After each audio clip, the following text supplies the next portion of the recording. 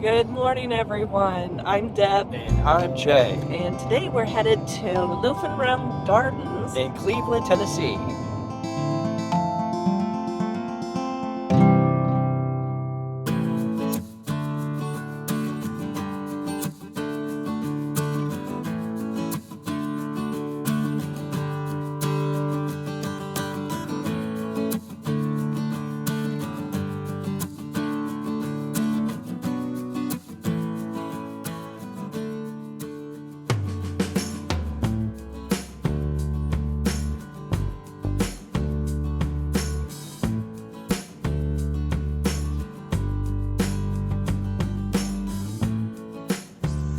We got this property in 2016 and we wanted it to be our first and forever home. So we have 8 acres and a big old rectangle all the way around us. Wow. All the trees border us. And when we bought the house, I was in the corporate world. I was in marketing.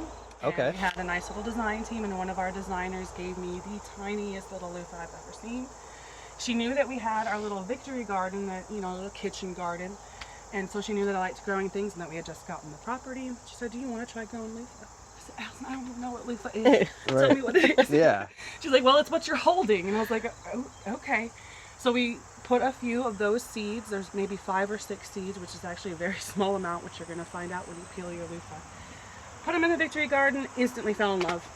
That holiday season, everybody was getting scrubs and, learning everything they never knew that they wanted to know about loofahs. And we learned that they quickly need a lot of space. So as you can see, we moved them out of our victory garden and set up this section in 2023. So 7 years in now, to date, we have now expanded to include the very last section down there, which are going to look different. They're going to look lighter in color. They're going to look a little bit more slim. But they're going to be much more dense. They are what we call our cleaning loofah.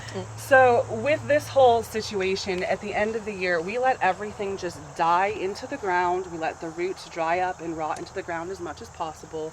And then we will just strip everything off of it and put it in our compost. Just turn it into our compost. Oh. Okay. But ever since we have let the ants take home on all of, you'll see an anthill right there. Oh, Oh, yeah. wow. So watch your step, because there's ants that are living in the soil.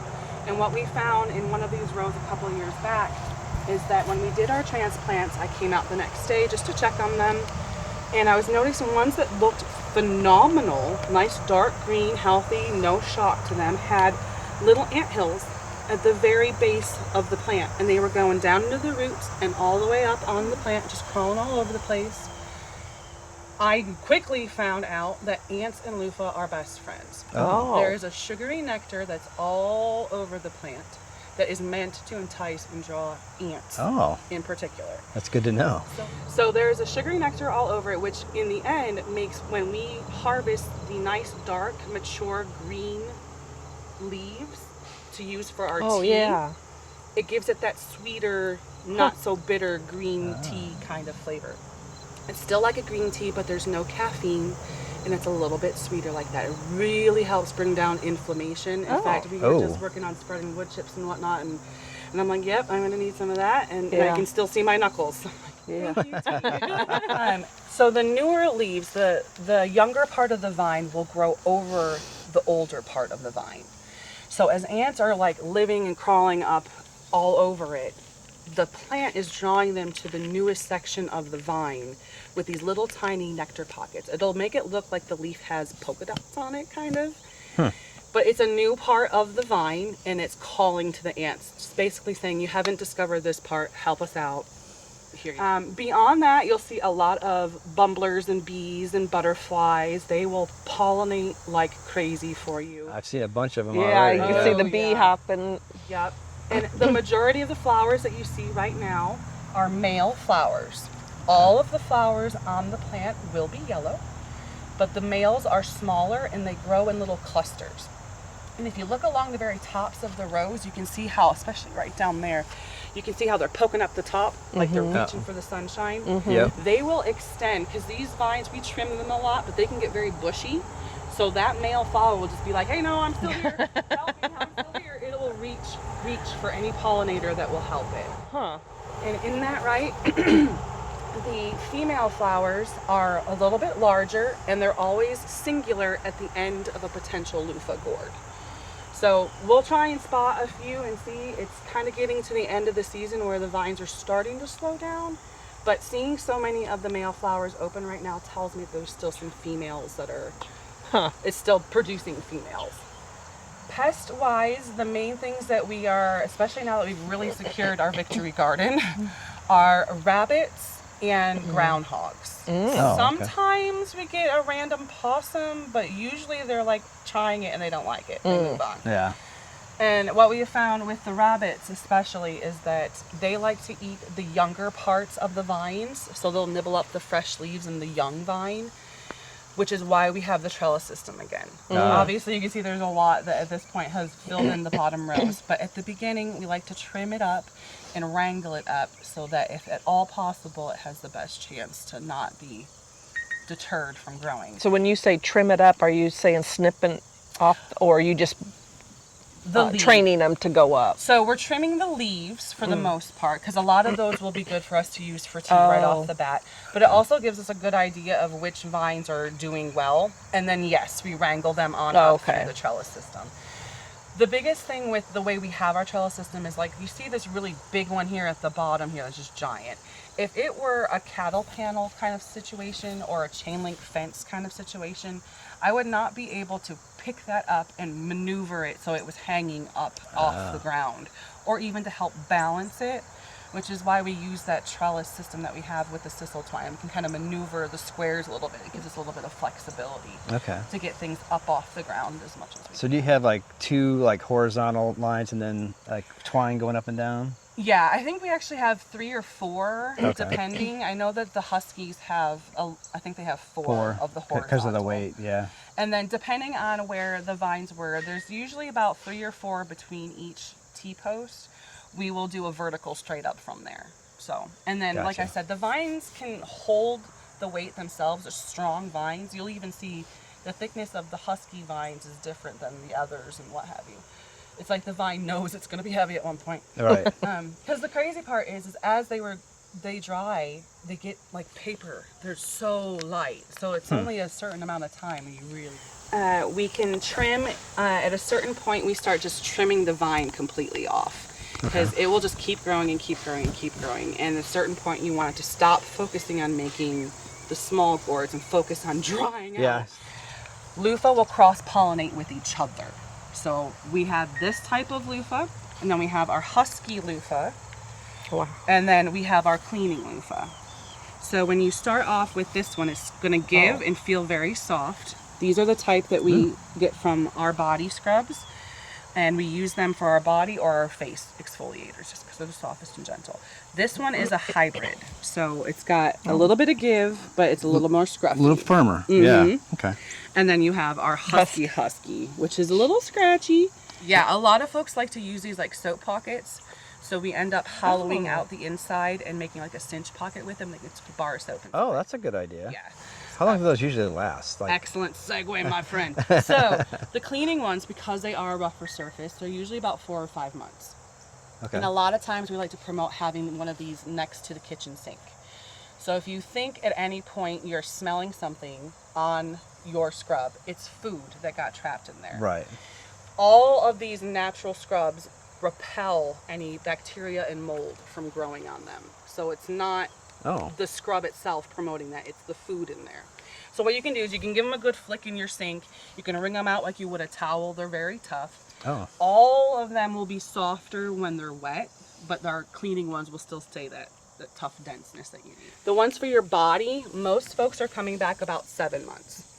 And that's because what happens, the more you use them, the elasticity in the scrub fibers just starts to break down. And then it'll look like it's just flat. And then the texture gets softer and softer. So if you're starting off with one where you want to make sure you get a little in there, you're going to want to swap it out once that texture gets softer.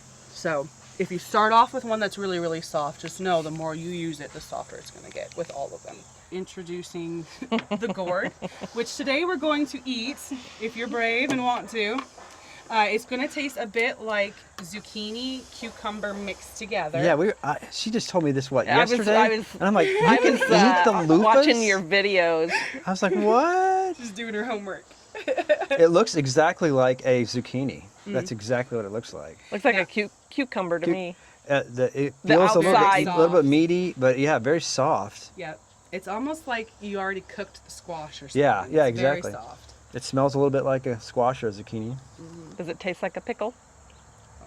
No. I think it tastes like a pickle. Oh. It tastes like a zucchini, but it has a different, like an added flavor. Yeah. Almost like that nutty flavor, that part of the oil. So those are the seeds that are also Yeah, those in are there? the immature seeds. Yep. Can I try one? So when we end up pressing them, they'll look more like the seeds that you'll get when you peel your loofah. Okay. You ever frozen any of that? Or And is it too watery? In the end, when you thaw it, it gets Okay, really like watery. So you'd have to use it for Yeah. like a bread or something if you wanted to do that. Yeah, rather- and honestly, somebody very recently said that they made some loofah bread. A loofah bread. That Yep. would be interesting to try. But it's actually very similar to Yeah. zucchini. Has just a slight. I can taste the pickle though. The cucumber. You can? So The is it the cucumber aftertaste. you were The talking cucumber, about? Okay. yeah. I could see that.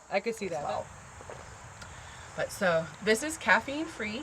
It should taste a little bit like a green tea, maybe a white tea a little bit, without that bitter kick at the end. Easily customizable. You can have it warm or cold. We've infused it cold with tea. Yeah. all kinds of things. In the wintertime, we love it warm with some cinnamon stick in it. Oh, Ooh. delicious. So do you just dry out the leaves to make your tea? The younger leaves, or does better, or Actually the mature leaves. So you're going to want to get the darkest green leaves, and they have a little bit of a silvery veining to them. Those are the ones they're going to even feel, and I'll point them out. They'll feel like Velcro. If you try and rub your thumb up the wrong way, it Okay. like wants to stop you. Those are the ones that have that good sugary nectar, like the ants were liking. Oh, gotcha. And they are the most mature. They dry the best and the fastest. The younger leaves tend to just kind of shrivel versus drying well, and it takes longer. We didn't.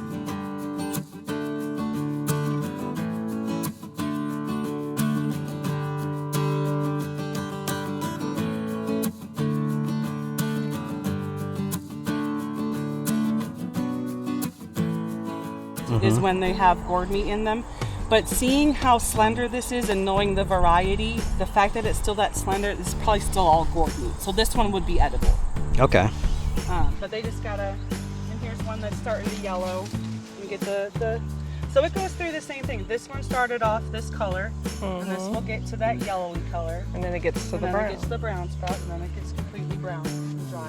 So when do you want to pick them for loofahs? Like anytime after they're yellow, and when they start getting the that. light brown spots on them? Yeah. If they're like this, they are definitely ready. They But then have it's a little dried harder completely. to peel that unless you do like what we're going to do is Yep, dip them and in then you water. just saturate it, and then it's really easy. Oh, to okay. peel. All Yeah. right. Once you saturate it, you're fine. Okay. But then this one is kind of in between. It's starting to be ready, but it isn't. It still feels Not quite loofah heavy. ready, like Yeah. sponge Yeah, or whatever. it's getting Loofah there. sponge. It's almost. Scrubber.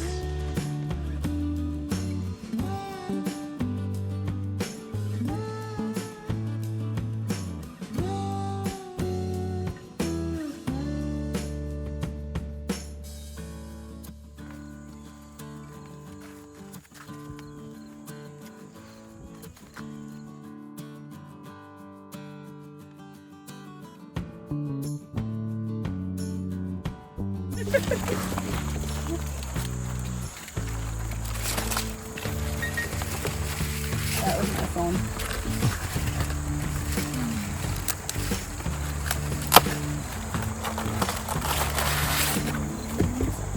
There's one down here on the ground. Let's see if what's in it.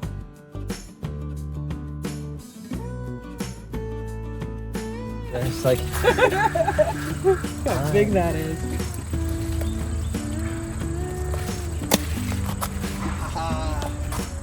you can actually see the part where you ripped it. You see the I know. fibers in there.